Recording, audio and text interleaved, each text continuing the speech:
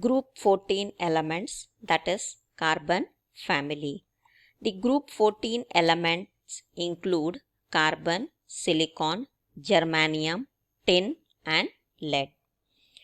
And the electronic configuration of group 14 elements, that is their valence shell electronic configuration, is ns2np2. And among all the elements of group 14, carbon and silicon are nonmetals, germanium is a metalloid, and tin and lead are metals.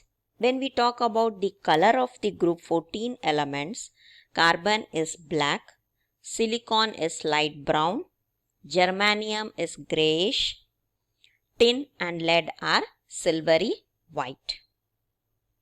And in detail, if we talk about carbon, carbon exists as free states and combined states. So in free state, it is in the form of diamond, graphite, coal, etc. But in combined state, it exists as oxides, carbonates, hydrocarbons. And when we talk about the allotropic forms of carbon, they are existing in two forms, that is crystalline form and amorphous form. So crystalline forms actually includes diamond, graphite and fluorines. Diamond, it is considered to be the hardest and has three-dimensional polymeric structure in which hybridization of carbon is sp3. Graphite, it is dark gray and has hexagonal plates and the hybridization of each carbon is sp2. Fluorines, these are only the pure form of carbon. And when we talk about the amorphous form of carbon, they are existing as coal, that is the different forms of coal. We could say it as peat or lignite or bituminous, semi-bituminous or anthracite. These are all the different forms of coal. Second is coke. It is obtained by the destructive distillation of coal. And also amorphous form of carbons are the charcoal or wood charcoal, which is obtained by heating wood strongly in absence of air. Bone black or animal charcoal, it is also obtained by destructive distillation of bones in air retort. Lamp black and carbon black is also considered as the amorphous form of carbon. So when we say amorphous form of carbon, we say that coal, coke, charcoal, bone black or animal charcoal, lamp black or carbon black, these are all considered to be the amorphous form of carbon.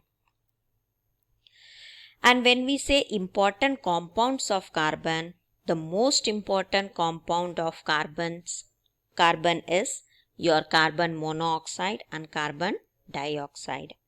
Carbon monoxide is prepared by direct oxidation of carbon in limited supply of oxygen. So we could say carbon plus half O2 will give us carbon monoxide.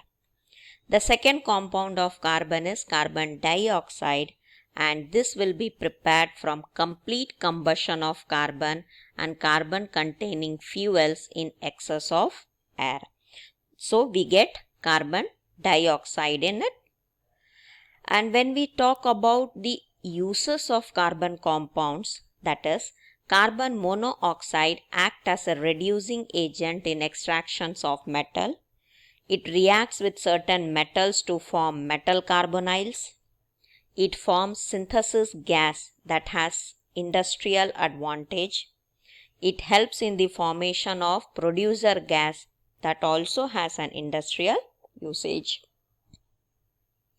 And when we talk about the usage of carbon dioxide, it is the most important usage is photosynthesis.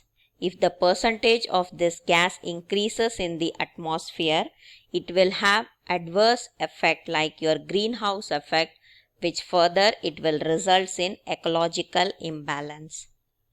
The second usage we could say dry ice, which is used as a refrigerant for ice creams and your frozen food. Gaseous carbon dioxide is being used in carbonated soft drinks, and carbon dioxide is also used in fire extinguishers as it is non-supporter of combustion. So carbon dioxide has heavy usage or has high usage in our day-to-day life. Carbon plays a major role in our day-to-day life. So it is one of the important element of group 14. That is why the name of this group is called as carbon family.